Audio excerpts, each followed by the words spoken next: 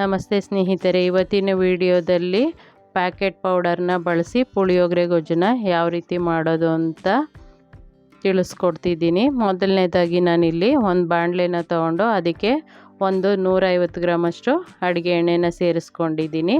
ಅದಕ್ಕೆ ಒಂದೆರಡು ಹಿಡಿಯಷ್ಟು ಕಡಲೆಕಾಯಿ ಬೀಜನ ಸೇರಿಸಿ ಅದು ಒಂಬಣ್ಣ ಬರೋವರೆಗೂ ಬೇಯಿಸ್ಕೊಂಡು ಎತ್ತಿಟ್ಕೊಳ್ತೀನಿ.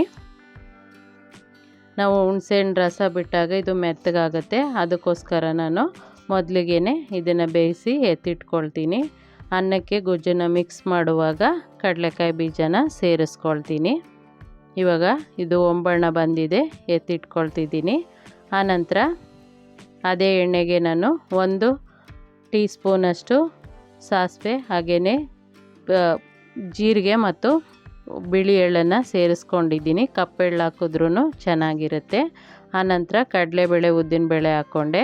ಹಾಗೆಯೇ ಒಂದು 5-6 ಒಣಮೆಣಸಿನ್ಕಾಯಿ, ಗುಂಟೂರು ಒಣಮೆಣಸಿನ್ಕಾಯಿ, ಹಾಗೆ ಒಂದು 4-5 ಕಡ್ಡಿಯಷ್ಟು ಕರಿಬೇವು ಸೊಪ್ಪನ್ನ ಸೇರಿಸ್ಕೊಂಡಿದ್ದೀನಿ.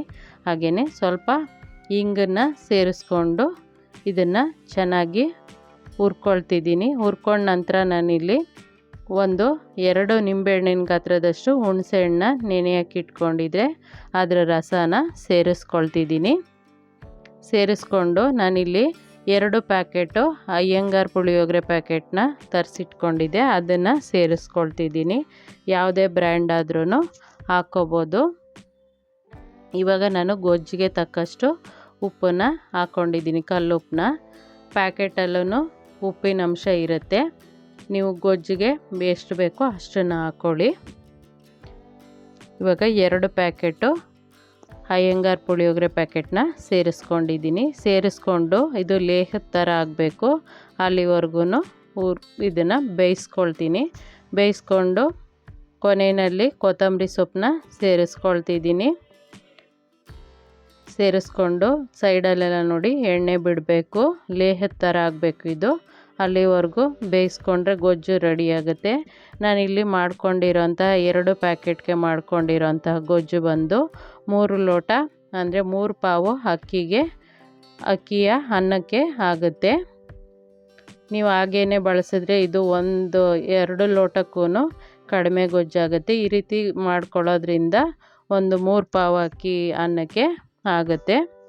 ಹಾಗೆಯೇ ರುಚಿನೂ ತುಂಬಾ ಚೆನ್ನಾಗಿರುತ್ತೆ. ನಾನಿಲ್ಲಿ ಅನ್ನನ ಮಾಡಿ ಬಾಣಲೆಯಲ್ಲಿ ದೊಡ್ಡ ಬಾಣಲೆಗೆ ಹಾಕಿ ಆರಿಸಿ ಇಟ್ಕೊಂಡಿದ್ದೀನಿ.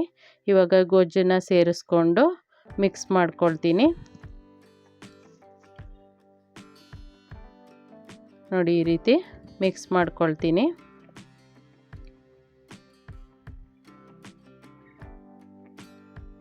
ತುಂಬಾ ರುಚಿಕರವಾಗಿರುತ್ತೆ ಈ ರೀತಿ ಮಾಡೋದ್ರಿಂದ.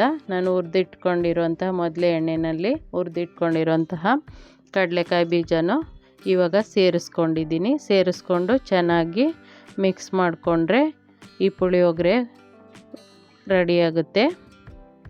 ಬೆಳಗಿನ ಗಡಿಬಿಡಿನಲ್ಲಿ ಬೇಗನೆ ಆಗುತ್ತೆ. ನೋಡಿ, ಚೆನ್ನಾಗಿ ಮಿಕ್ಸ್ ಮಾಡ್ಕೊತಿದ್ದೀನಿ.